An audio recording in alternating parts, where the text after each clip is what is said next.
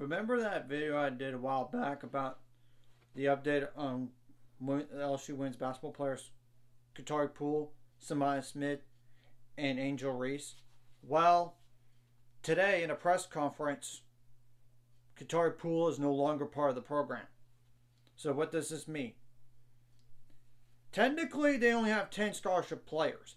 They do have a walk-on at guard, but don't expect them to play. And you only have like 3 front court players. Like 8 guards, including a walk-on, and then 3 healthy front, like forward/center players. And I get Anissa Morrow is gonna probably be like that small forward role and everything, but you get like a 4th position or something. Well, you get the whole point. And all this, and not having Samaya Smith definitely does hurt because she was a double-digit scorer, and I don't need to go over that again. But luckily, they do have Anissa Morrow at guard, but Kelly Williams at guard, Heather Van Lith, and Flau'jae Johnson at guard, all in double digits at the guard position. But in terms of scholarship players, your depth is kind of hurt a bit because of this. And sure, you got a walk-on, but a walk-on's a walk-on. They're not going to do anything. I'm telling the truth. So what does this mean in terms of like the non-conference slate, besides the SEC slate, which I'll get to in a minute? Not really that much because Mississippi State is a losing record team. They should beat them.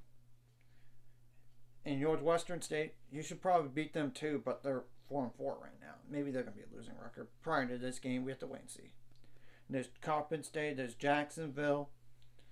So not really anything. They should be like 13-1 going to the SEC slate after losing that first game. However, right now the SEC is not looking that great in terms of ranked teams, but they do have like some receiving vote teams, and I'll go over like those when I get specific. First of all, they got Missouri, but Missouri's not ranked right now. They're not, nor even receiving votes.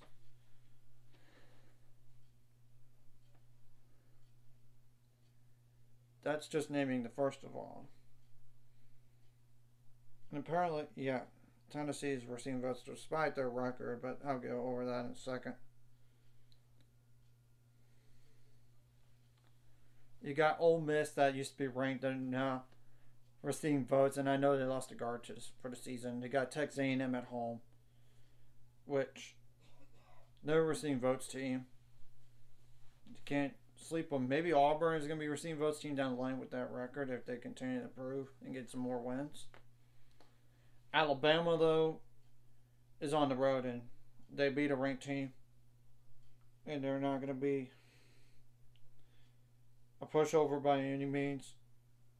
And they're currently not receiving votes, as it looks like, because Miami, Florida, UNLV, Oklahoma, Tennessee, Arkansas, Mississippi State, Ole Miss, TCU, Michigan State, Green Bay, Texas Tech.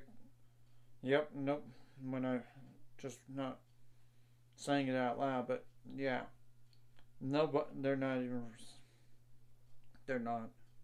even receiving votes. But that's still a dangerous team. You can't sleep on them. You got Arkansas, but I don't know what to make of them. They lost to Arkansas Pine Bluff today. But yet they beat a Florida State team that was ranked on the road.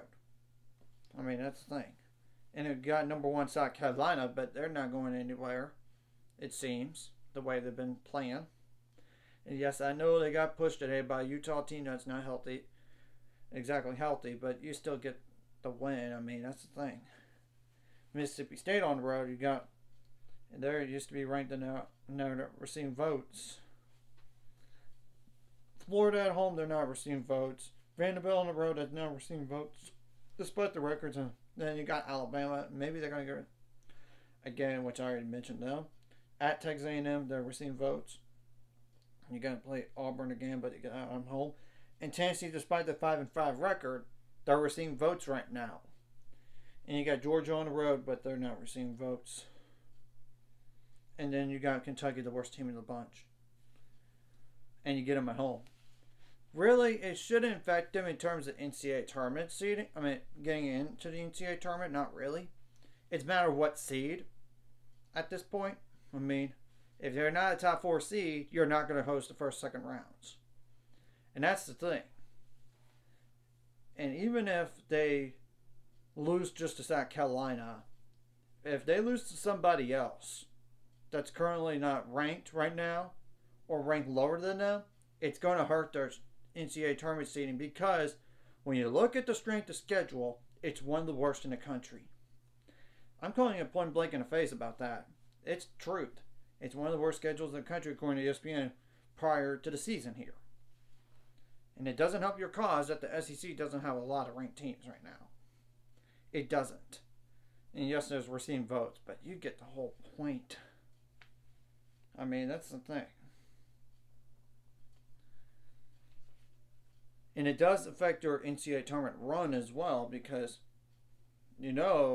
quality depth is important. And not having Samaya Smith hurts. And I get Kateri Poole was a backup player, but you got to have backup players who could step up in games sometimes when there's foul trouble or injury, heaven forbid.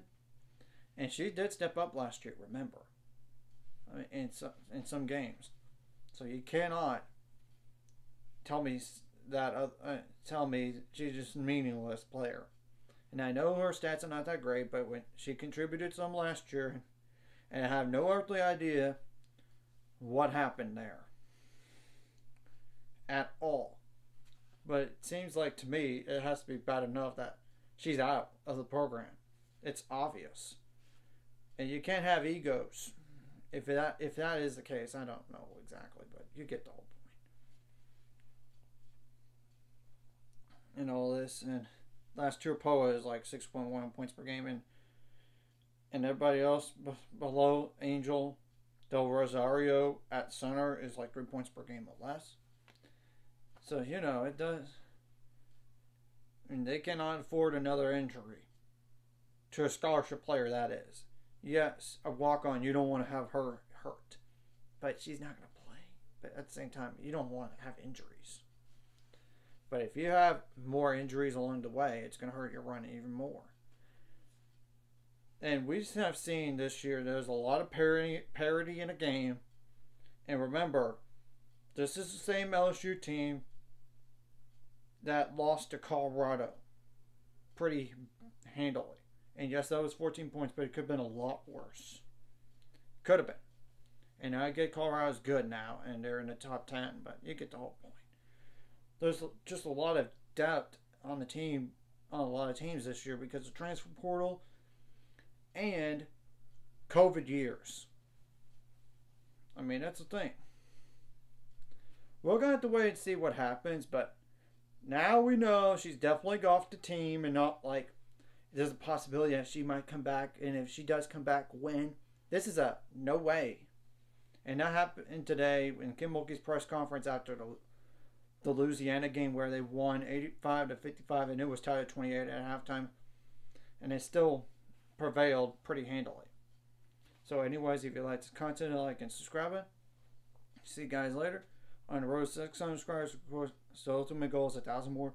So make money out this course. Liking the video, comment the video really helps YouTube algorithm so more people can see it. Sharing the video does help as well so more people can watch. And if you're watching and not subscribed, hit the subscribe button. It's free. Hit the notification bell as well. And this might also affect where does LSU finish in the SEC this year. Not just because of the Kateri Poole news, but the depth issues that scholarship players and not having Samaya Smith potentially. It could affect it, but we'll have to wait and see.